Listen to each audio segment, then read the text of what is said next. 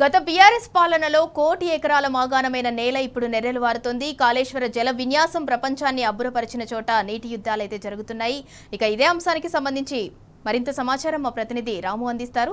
రాము, నల్గొండ జిల్లాలో అన్నదాతలు ఎదుర్కొంటున్న సమస్యలపై డీటెయిల్స్ ఏంటి? అండ్ అలాగే ఇవాళ సీఎం రేవంత్ రెడ్డి తుంగతుర్తి పర్యటన నేపథ్యంలో అన్నదాతలైతే తీవ్ర ఆగ్రహం వ్యక్తం చేస్తున్నారు. అసలు తుంగతుర్తికి ఏం చేశారు, అన్నదాతలకి రేవంత్ సర్కార్ ఏం చేసిందని, ఏం మొహం పెట్టుకొని తుంగతుర్తికి వచ్చారని అన్నదాతలైతే ఆగ్రహం వ్యక్తం చేస్తున్నారు. దానికి సంబంధించి డీటెయిల్స్ ఏంటి?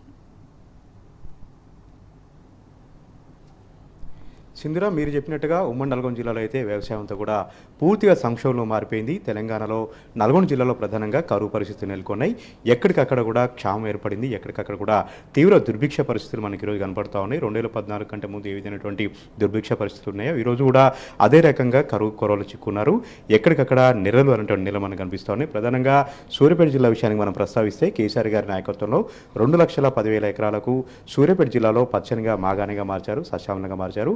తుంగతుర్తి నియోజకవర్గంలో, సూర్యాపేట నియోజకవర్గంలో, కోదాడ ఆంధ్ర బార్డర్ వరకు కూడా 450 కిలోమీటర్ల నీటిని ప్రయాణింపజేసి ఇక్కడ ఉన్నటువంటి బీడు భూములన్నిటి కూడా పచ్చగా మార్చేలాగా కేసీఆర్ గారు కాళేశ్వరం గోదావరి జలాలు అందించారు.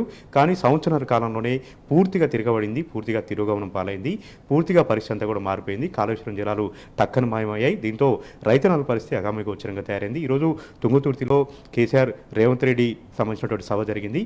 ఆయన మాటిస్తారేమో, ఏమైనా ఆశ కల్పిస్తారేమో, తమకు నీళ్లు ఇస్తారన్నటువంటి కోటి ఆశలతో, వెయ్యికలతో తుంగతుర్తి నియోజకవర్గ ప్రజలు ఎదురు చూశారు. కానీ ఎలాంటి హామీ ఇవ్వలేదు, ఎలాంటి ఆశ కల్పించలేదు. ఊరించి ఉసురు అనిపించారు. సూర్యాపేట జిల్లాలో తుంగతుర్తి నియోజకవర్గంలో దాదాపు 90,000 ఎకరాల ఆయకట్టు అంతా కూడా ఆశతో ఎదురు చూస్తూ ఉన్నారు. నార్మల్ వేసుకున్నారు. తుంగతుర్తికి సంబంధించి ఎస్ఆర్ఎస్పీ జలాలు, గోదావరి జలాలు వస్తేనే అంతా కూడా బయటపడతాం, పైన యాసంగులు ఇవ్వలేదు, ఈసారి వానాకాలం అన్నా కొంత కల్పిస్తారేమో, ఇస్తారేమో అన్నటువంటి ఆశతో ఎదురు చూశారు. కానీ సీఎం రేవంత్ రెడ్డి వారందరినీ కూడా ఉసురు అనిపించారు. వాళ్ళందరూ కూడా నిరాశ మిగిల్చారు. కొండంతగా భరోసా కల్పిస్తారనుకుంటే తీవ్రంగా నిరాశలో ముంచెత్తారు. ఈసారి కూడా అప్పుల పాలు కావడం ఖాయం. ఈసారి కూడా తమ పంట పొలాలని కూడా ఎండబెట్టుకొని క్రాప్ హాలిడే ప్రకటించుకోవడం ఖాయం అంటూ కూడా వాళ్ళందరూ కూడా నిర్ధారించుకొని రైతులందరూ కూడా ఉసురుమంటున్నారు. ఇప్పటికే దాదాపు ₹1,00,00,000 పెట్టుబడులు పెట్టి నార్మల్ పోసారు. ఎక్కడెక్కడ పత్తి విత్తనాలు విత్తుకున్నారు. అవన్నీ కూడా ఎండిపోతున్న పరిస్థితి. ఒకవైపు ప్రకృతి అంతా కూడా పగబట్టింది, మరొకవైపు ప్రభుత్వం కూడా తమను పగబట్టిందంటూ తుంగతుర్తి రైతులైతే మనోవేదన చెందుతూ బోర్ను విలిపిస్తూ ఉన్నారు. ఇప్పటి వరకు ఈ నిమిషం వరకు కూడా కన్నపల్లి పంపులు ఆన్ చేస్తే మిడ్మానేరుకి నీళ్ళు వస్తాయి, అక్కడి నుంచి బయ్యన్నవాగు, కొడకల ద్వారా తమ సూర్యాపేట జిల్లాకు నీళ్ళు వస్తాయని రైతులు ఎంతగానో ఆశగా ఎదురు చూస్తూ ఉన్నారు. ఈ విషయంపైనే తుంగతుర్తి మాజీ ఎమ్మెల్యే కిషోర్ కుమార్ గారు డిమాండ్ కూడా చేశారు.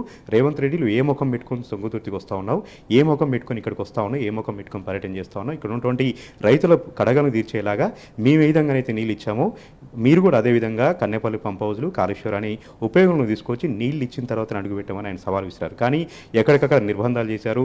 గాదర్ కిషోర్ కుమార్ని అయితే నిన్న రాత్రి అక్కడ 30-40 మంది పోలీసులు ఇంటి దగ్గరికి వెళ్ళి నిర్బంధించి బయటకు వెళ్ళనివ్వలేదు. తుంగతుర్తి నియోజకవర్గంలో, కోదాడ నియోజకవర్గంలో, సూర్యాపేట నియోజకవర్గంలో ఎక్కడికక్కడ బీఆర్ఎస్ పార్టీ కార్యకర్తలను అరెస్టులు చేసి నానా హంగామా సృష్టించి అరెస్టులతో అట్టుటికి పోయేలాగా చేసింది ఈ ప్రభుత్వం.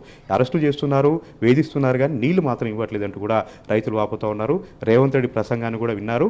ఏమైనా నీళ్ళు ఇస్తారేమో, ఆశ కల్పిస్తారేమో, ఈసారన్నా గట్టెక్కొచ్చినటువంటి ఒక ఆశతో ఎదురు చూశారు. కానీ రేవంత్ రెడ్డి మొండిచేయి చూపారు. ఎప్పటిలాగానే కాంగ్రెస్ పార్టీ ప్రభుత్వం రైతు వ్యతిరేక ప్రభుత్వంగా, రైతు యొక్క వ్యతిరేక ప్రభుత్వంగా మిగిలిపోయిందంటూ కూడా రైతులను శాపనార్థాలు పెడుతున్నటువంటి పరిస్థితిని కూడా మనం చూస్తా ఉన్నాం. అటు నాగార్జున సాగర్ కింద కూడా పరిస్థితిలో ఎలాంటి మార్పు రాలేదు, అక్కడ కూడా అదే రకంగా ఉంది.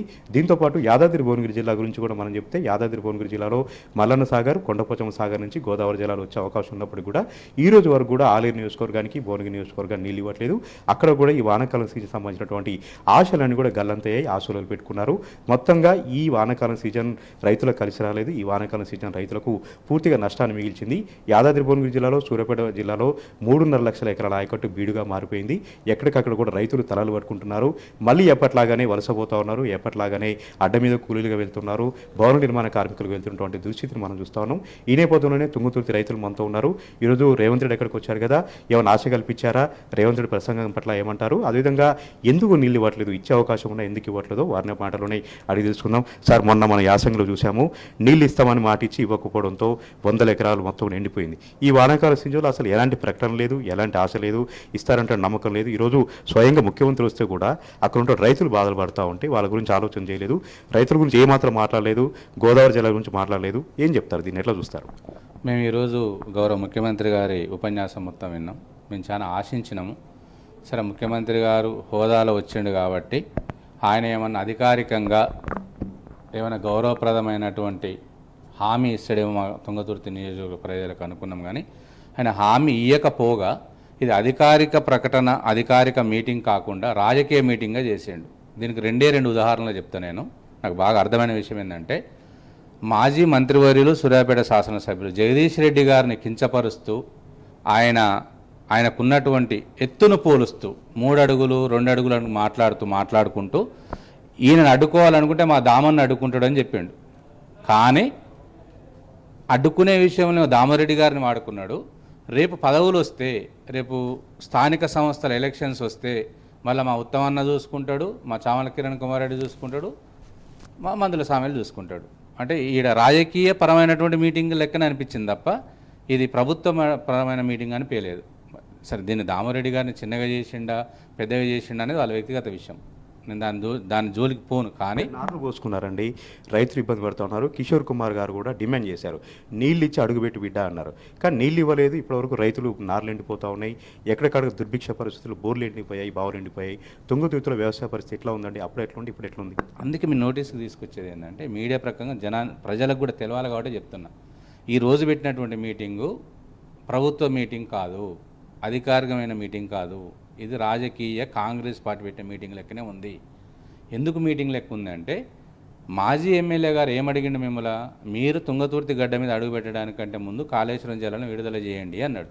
నువ్వు స్టేజ్ మీదకి ఎక్కినాక ఏం చెప్పాలి? మీరు ఒక గౌరవ ముఖ్యమంత్రి హోదాలా నీళ్ళు వదిలిపెడతాము లేకపోతే వదిలిపెట్టము, ఆ విషయం ఏం చెప్పకుండా వ్యక్తిగత దూషణలు చేసుకుంటా, వ్యక్తులను టార్గెట్ చేసుకుంటా, మేము ఇది చేస్తాం అది చేస్తామని చెప్పకుండా, ఏం మాట్లాడకుండా మళ్ళీ రాజకీయ ఉపన్యాసమే చేసిండు తప్ప ఏ రోజు ఏ నిమిషము ఇవాళ తిరుమలగిరి గడ్డ మీద ఒక్క తుంగతుర్తి ప్రజలకు సంబంధించి ఏమైనా ఉపయోగకరమైన మాట మాట్లాడిండా రేవంత్ రెడ్డి గారు? మాట్లాడలేదు.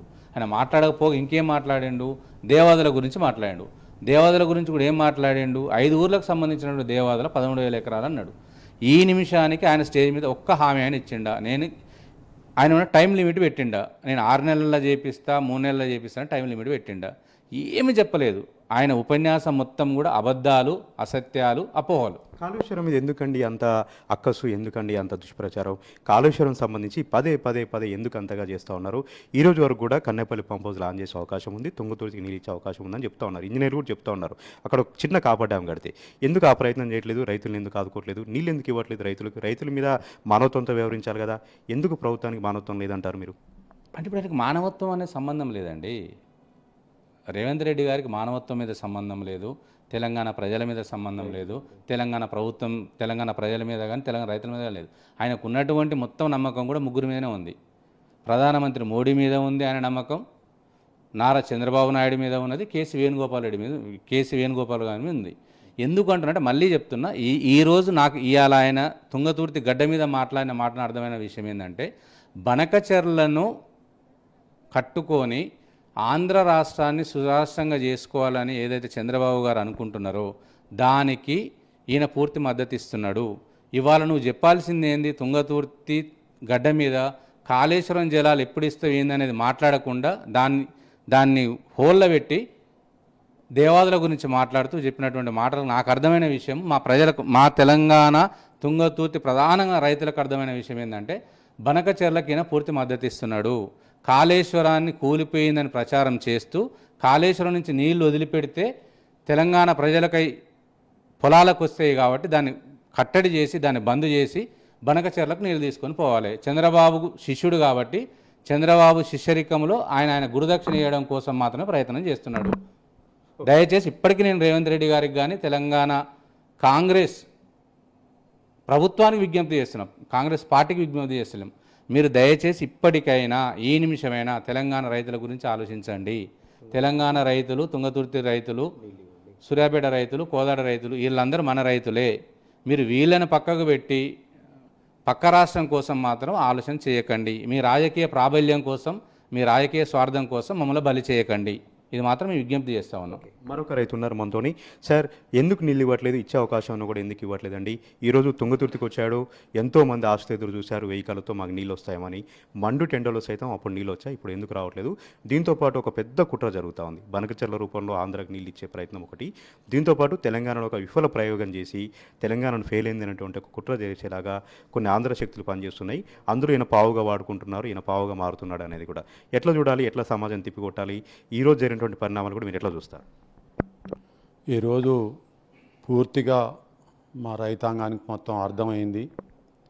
కాళేశ్వరం నీళ్ళని యథావిధిగా గతంలో కేసీఆర్, జగదీష్ రెడ్డి గారు ఎంతో వ్యయ ప్రయాసాలు కోర్చి 5 సంవత్సరాలు 10 కార్లు మా నియోజకవర్గాలు తుంగతుర్తి కానీ, సూర్యాపేట కానీ, కోదాడు కానీ సుమారు 2,30,000 ఎకరాలకు నీళ్లు అందించారు, 2 పంటలకు కూడా.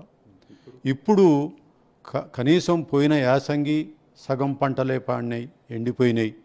అంతకుముందు వానాకాలం ఎండిపోయినాయి, నీళ్లు ఉన్నా కూడా ఇవ్వటం లేరు. మీరు ఈ సంవత్సరమైనా మీరు ఇస్తారేమోనని చెప్పి మేము ఎదురు చూస్తున్నాం. మా జగదీష్ రెడ్డి గారు, సూర్యాపేట ఎమ్మెల్యే గారు, మీరు నీళ్ళు ఇచ్చేటువంటి బుద్ధే మీకు గనక ఉంటే, రైతాంగాన్ని కాపాడాలి అనేటువంటి మీకు కోరిక ఉన్నట్టయితే కన్నెపల్లి పంపు హౌస్ ద్వారా మీరు మోటార్లు ఆన్ చేయండి, అక్కడి నుంచి మిడ్ మార్నేర్కి పంపించండి, అక్కడి నుంచి మాకు నీళ్ళు అందుతాయి అని చెప్పి చాలా క్లియర్గా జగదీష్ రెడ్డి గారు సోదాహరణంగా మీకు వివరించారు.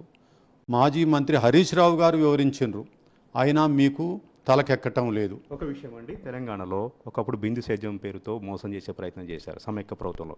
ఇప్పుడు ఉన్నటువంటి ప్రభుత్వంలో, మన రాష్ట్రం ఇక్కడ ఉన్నటువంటి ప్రభుత్వంలో మళ్ళీ బిందెలతో నీళ్లు పోస్తూ ఉన్నారు. బిందెలతో నీళ్లు పోసి పంటలు కాపాడుకున్నటువంటి ఒక ప్రయత్నం చేస్తారు, భగీరథ ప్రయత్నం. ఎట్లా చూడాలండి దీన్ని? అప్పుడు తుంపర సేద్యం, ఇప్పుడు బిందెలతో సేద్యం చేసే దుస్థితికి వ్యవసాయం దిగజారింది. రైతుల పరిస్థితి ఇంకెట్లా ఉండబోతుంది ఈ ప్రభుత్వంలో? ఇవాళ పూర్తిగా వర్షాలు అంటే ప్రకృతి సహకరించక వర్షాలు రావట్లే.